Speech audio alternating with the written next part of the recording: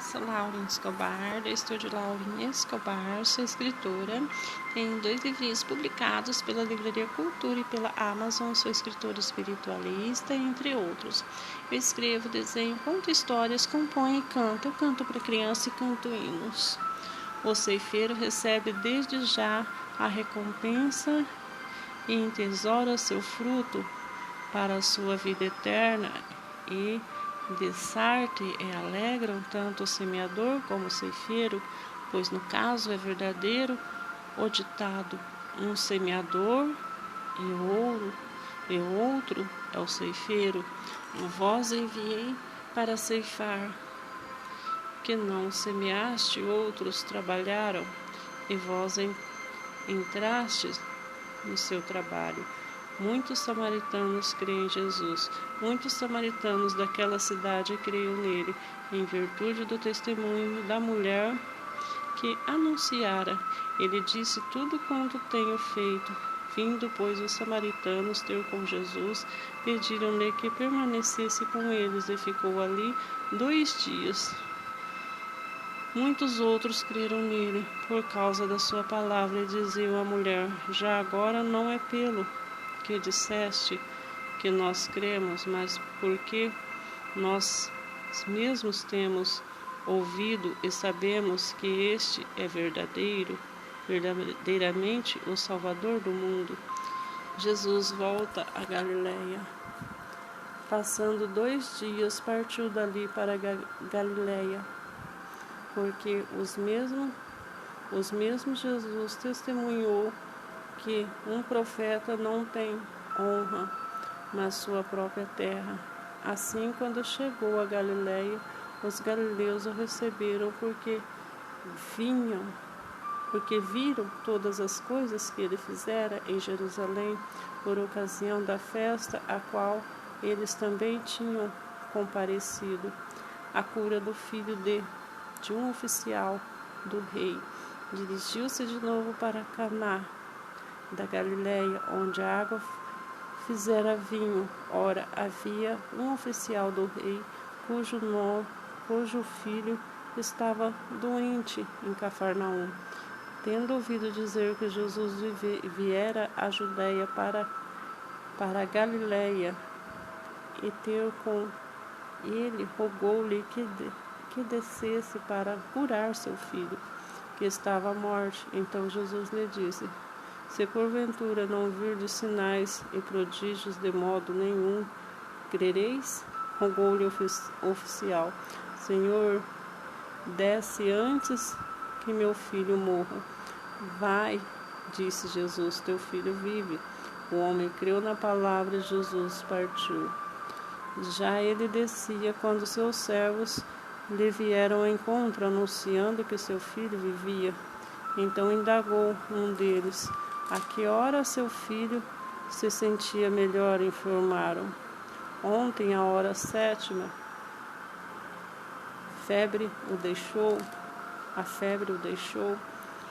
Com isto reconheceu o pai ser aquela precisamente a hora que Jesus lhe dissera: teu filho vive, e creu que ele e toda a sua casa. Foi este o segundo sinal que fez Jesus depois de vir da Judéia para a Galiléia: a cura de um paralítico. Passadas essas coisas, havia uma festa dos judeus, e Jesus subiu para Jerusalém. Ora, existe ali junto à porta das ovelhas um tanque, chamado em hebraico Bestebá, o qual tem 5 pavilhões.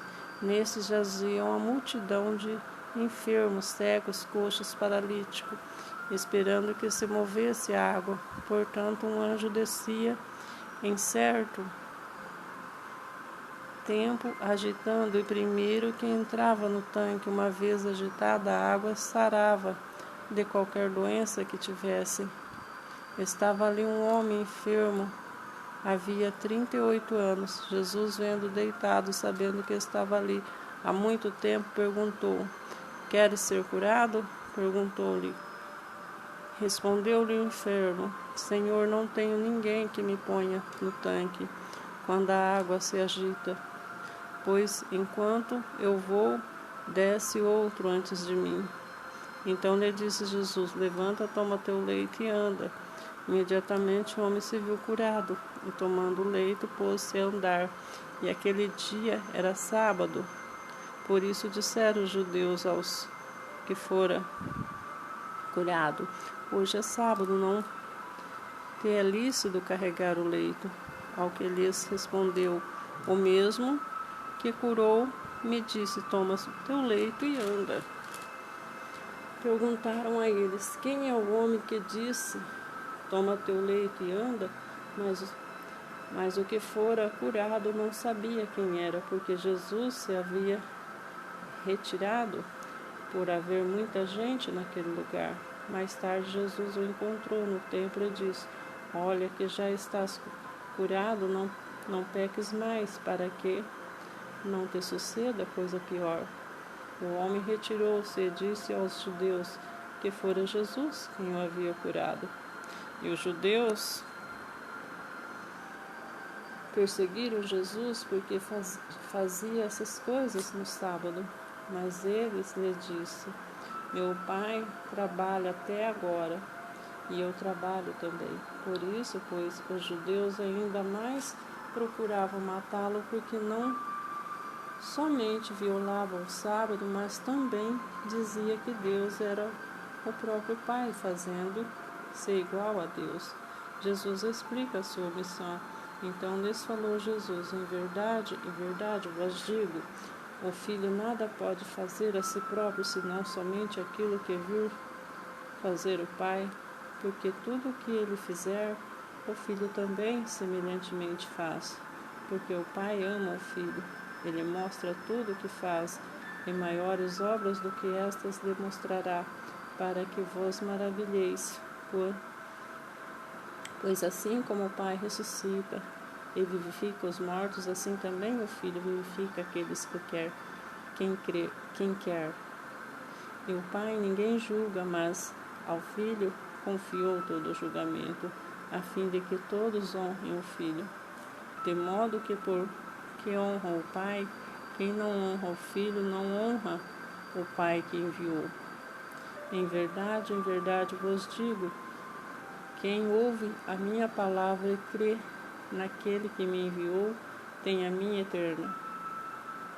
vida eterna. Para não entrar em juízo, não passou da morte para a vida.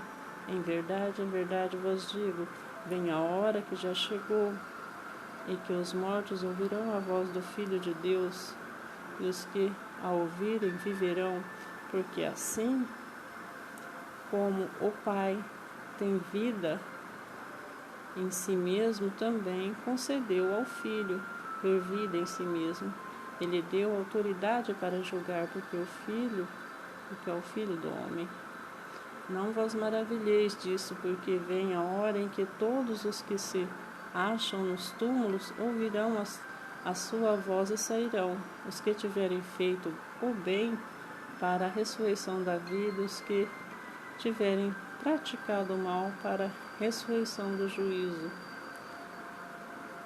Eu nada posso fazer de mim mesmo, na forma que eu julgo. O meu juízo é justo, porque não procuro a minha própria vontade, assim a daquele que me enviou. Eu testifico a respeito de mim mesmo. O meu testemunho não é verdadeiro. Outro é que testifica a meu respeito, e sei o que é verdadeiro testemunho que ele dá de mim. Mandaste mensageiros a João, e ele deu testemunho da verdade. Eu, porém, não aceito humano testemunho. Digo-vos, entretanto, essas coisas para que sejam salvos.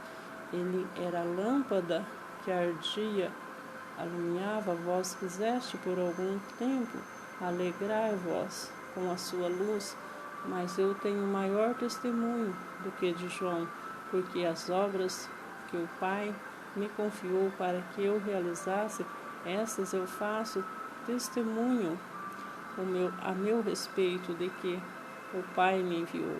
O Pai que me enviou, mesmo que tem dado testemunho de mim, jamais tendes ouvido a sua voz, nem visto a sua forma.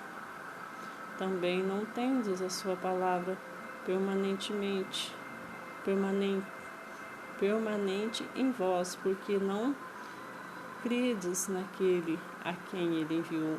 Examinas as Escrituras, porque julgais ter nelas vida eterna, e são elas mesmas que testificam de mim. Contudo, não quereis vir a mim para terdes vida. Eu não aceito glória que vem dos homens. Sei, entretanto, que não tendes em vós amor de Deus, e vim em nome de meu Pai, e não me recebeis. Se outro vier em seu próprio nome, certamente o recebereis. Como podeis crer, vós, os que aceitam a glória de outros, contudo não procurais a glória que vem do Deus único? Não perdeis o que vós acuseis perante o Pai. Quem vos acusa é Moisés, em quem tendes firmado vossa confiança. Porque se de fato cresceis em Moisés, também cresces em mim, porquanto ele escreveu a meu respeito. Se, porém, não credes nos seus escritos, como crereis nas minhas palavras? A multiplicação dos pães e peixes. Depois dessas coisas, atravessou Jesus o mar da Galileia, que é Tiberíades. Seguia-se numerosa multidão, porque tinha visto os sinais que ele fazia na cura dos enfermos.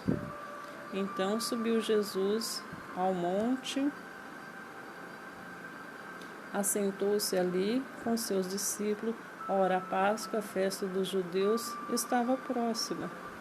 Então Jesus, erguendo os olhos e vendo que a grande multidão vinha ter com ele, disse a Filipe: onde compraremos pães para lhes dar de comer? Mas dizia isto para o experimentar, porque ele bem sabia o que estava para fazer.